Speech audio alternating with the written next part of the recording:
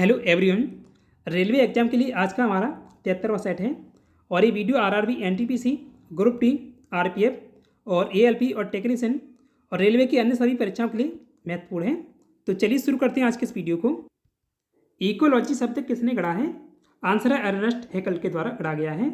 Ecology शब्द Germany के वैज्ञानिक अर्नेस्ट हैकल ने 1866 में गढ़ा था। उन्होंने इस शब्द का प्रयोग जीवों और उनके पर्यावरण के बीच परस्पर संबंधों के अध्ययन को परिभाषित करने के लिए किया था। भारतीय संविधान में समाजवादी, धर्मनिरपेक्ष और लोकतांत्रिक गणराज्य शब्द कब शामिल किए गए थे?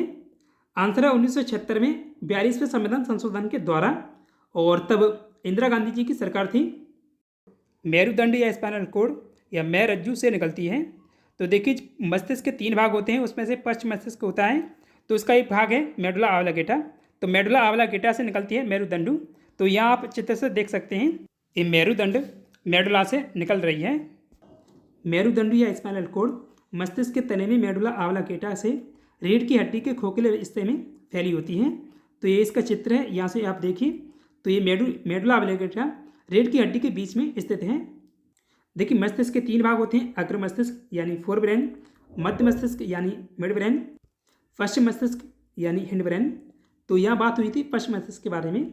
तो पश्चिम मस्तिष्क के 3 भाग होते हैं, मज्जा या मेडुला, और पोन्स दूसरा है, और सेरिबेलम। तो 3 भाग इसके होते हैं, और मेडुला ऑब्लिंगेटा से वो निकलती है मेरुदंड। बात करें मेरुदंड के बारे में, तो मेरुदंड केंद्रीय तंत्र का एक महत्वपूर्ण हिस्सा है, जो मस्तिष्क और शरीर के बाकी हिस्से के बीच सूचनाओं को आदान प्रदान करने का काम करता है। तो ये इसका काम है, और यह रीढ़ की हड्डी के अंदर स्थित एक लंबी नली के आकार की संरचना है। यह चित्र से आप देख सकते हैं।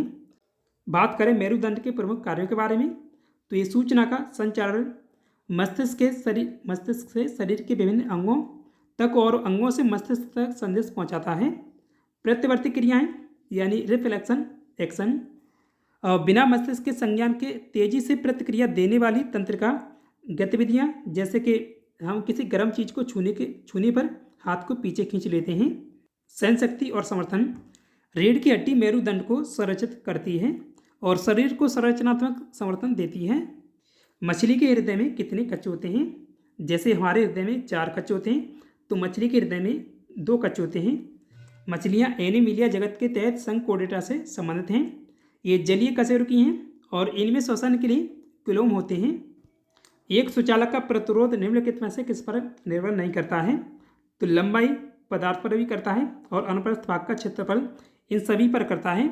तो दाब पर नहीं करता है, और इसके संबंध में एक सूत्र होता है, R बराबर रो इंटू लंबाई बट्टे एरिया, यानी अनुप्रस्थ काट का क्षेत्रफल या अनुप्रस्थ भाग का क्षेत्रफल।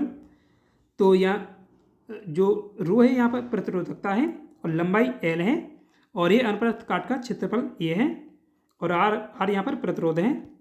प्रतिरोध एक इलेक्ट्रॉनिक गुण है जो एक परपथ में विद्युत धारा के प्रवाह का विरोध करता है, जो आमतौर पर R द्वारा दर्शाया जाता है।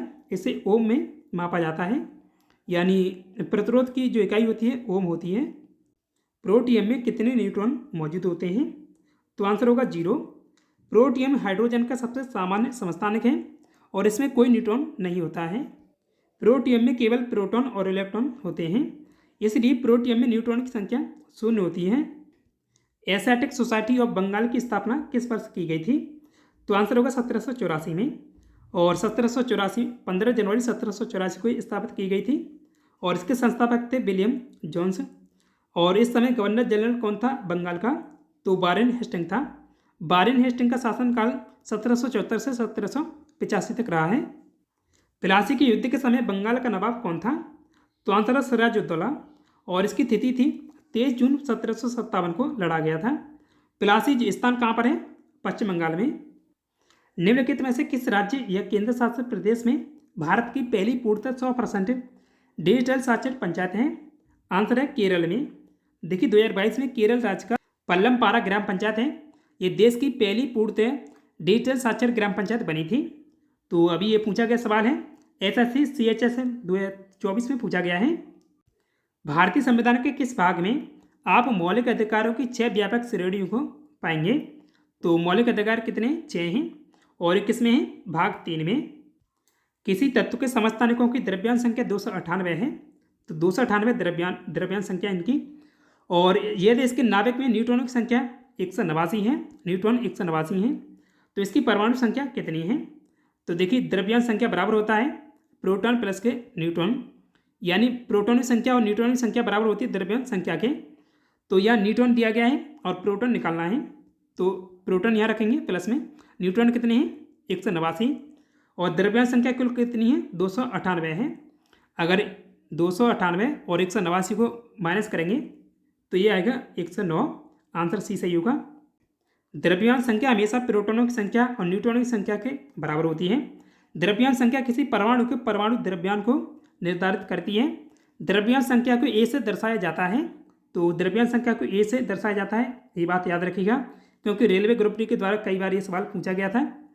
और तत्व की परमाणु संख्या किसी परमाणु के नाभिक में मौजूद प्रोटॉनों की संख्या है, तो परमाणु संख्या को जेड से दर्शाया जाता है, तो परमाणु संख्या को जेड से दर्शाया जाता है, ये दोनों याद रखिएगा। लेंस बनाने के लिए निम्नलिखित में से किसका उपयोग नहीं होता है? आंसर होगा मिट्टी के। और पानी, कांच और प्लास्टिक, इन तीनों का इसमें उपयोग होता है। मिट्टी एक अपारदर्शी पदार्थ है और जल और कांच एक पारदर्शी पदार्थ हैं, सामग्री हैं या पदार्थ हैं, इसलिए इसका उपयोग लेंस बनाने के लिए किया जा सकता है। कुछ प्लास्टिक जो पारदर्शी होते हैं उनका उपयोग लेंस बनाने के लिए किया जा सकता है। धातुओं की विद्युत प्रतिरोधकता का सही क्रम चुनें। तो देखिए पारे में विद्युत प्रतिरोधकता सबसे अधिक होगी जो इनमें दी गई इनमें से, और निकेल में उससे कम और टंगस्टन में उससे कम, सबसे कम चांदी में होती है। तो आंसर इसका चौथा है पारा, निकेल और उससे कम टंगस्टन और फिर चांदी। विद्युत प्रतिरोधकता एक पदार्थ का मूलभूत गुण है जो ये दर्शाता है कि पदार्थ विद्युत धारा को कितनी मजबूती से रोक सकता है। प्रतिरोधकता जितनी कम होती है उतनी ही आसानी से पदार्थ विद्युत आवेश के प्रवाह की अनुमति दे देता है। और चांदी में प्रतिरोधकता का स्तर बहुत कम होता है लेकिन इसमें उच्चतम विद्युत चालकता पाई जाती है। 2018 में इनमें से किस अंडमान द्वीप का नाम बदलकर सुभाष चंद्र बोस जी के नाम पर रखा गया था? आंसर है रॉस द्वीप का।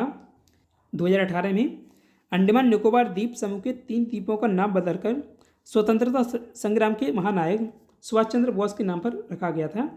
तो जो रॉस द्वीप है इसका नाम बदलकर सुभाष चंद्र बोस जी रखा गया था, सुभाष चंद्र बोस द्वीप रखा गया था।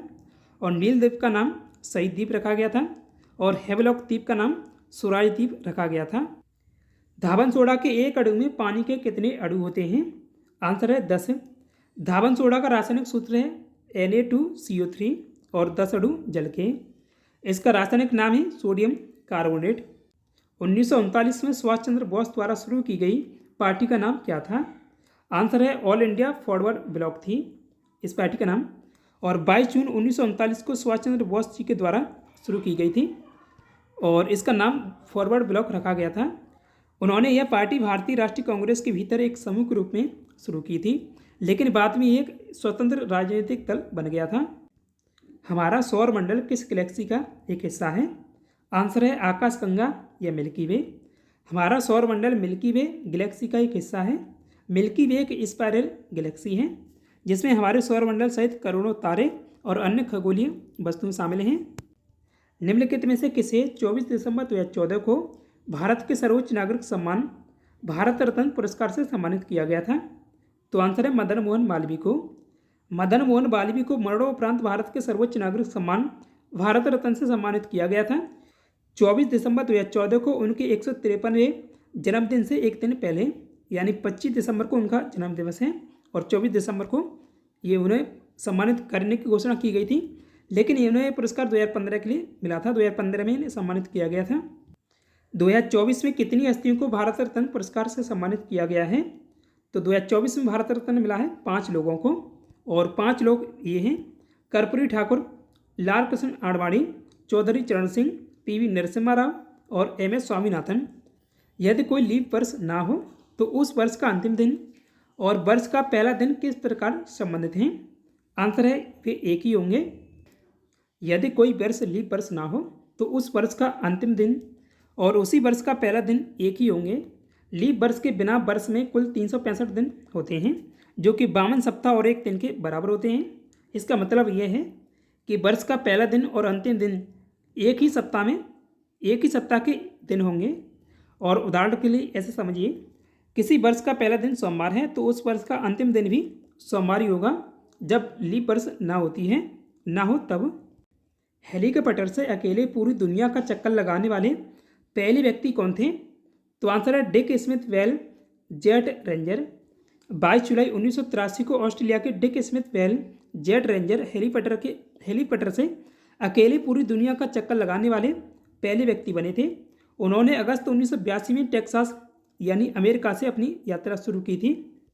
संवेग को किसके गुणनफल के रूप में व्यक्त किया जाता है? तो आंसर है द्रव्यमान और वेग के। किसी वस्तु के द्रव्यमान और वेग के गुणनफल को उस वस्तु का संवेग कहते हैं, यानी P बराबर mv। तो यहाँ P संवेग है और m द्रव्यमान है और v वेग है। संवेग एक सदिश राशि है और इसका ऐसा ही मात्रक होता है किलोग्राम मीटर प्रति सेकंड, यानी P बराबर mv। तो m का kg द्रव्यमान का kg और जो b है उसका मीटर प्रति second. Atal mission for rejuvenation and urban transformation यानी अमृत इनमें से किससे संबंधित है? तो इसका आंसर है मूलभूत नागरिक सुविधाओं से।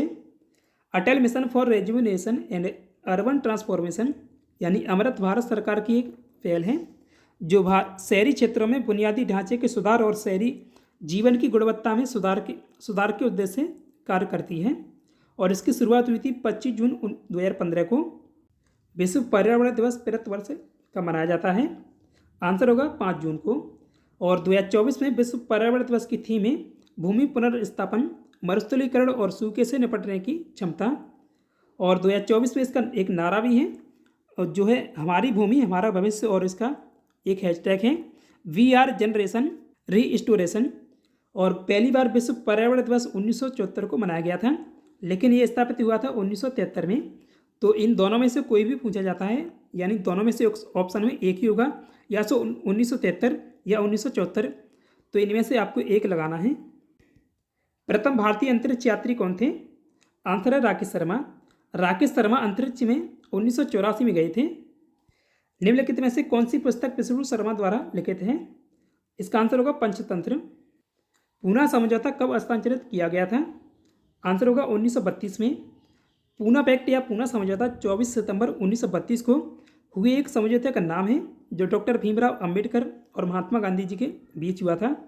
और यह समझौता भारतीय सामाजिक और राजनीतिक व्यवस्था में अनुसूचित जातियों के लिए आरक्षित सीटों से संबंधित था। निम्नलिखित में से किस वर्ष में भारत एशियाई खेलों का मेजबान था?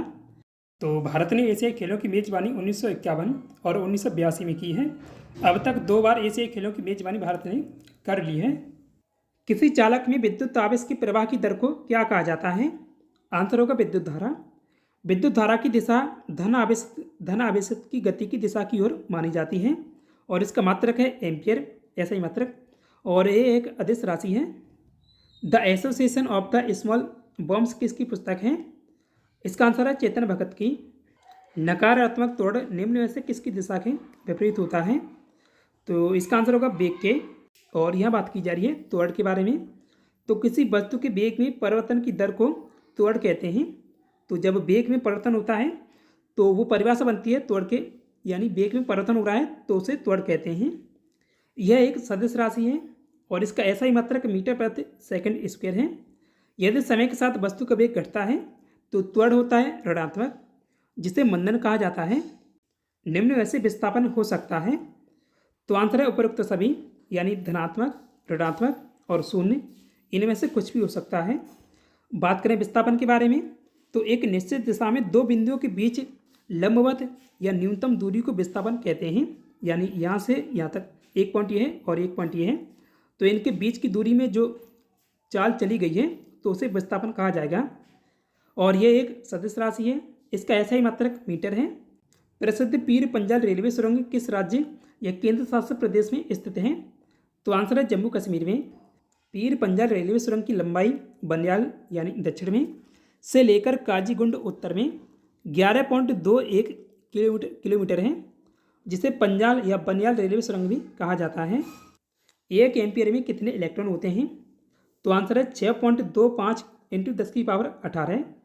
यदि एक चालक तार में 1 एम्पीयर की विद्युत धारा प्रवाहित हो रही है तो उसका अर्थ है कि उस तार में प्रति सेकंड 6.25 इंटू 10⁻18 इलेक्ट्रॉन एक सिरे से प्रवेश करते हैं और इतने ही इलेक्ट्रॉन दूसरे सिरे से बाहर निकलते हैं।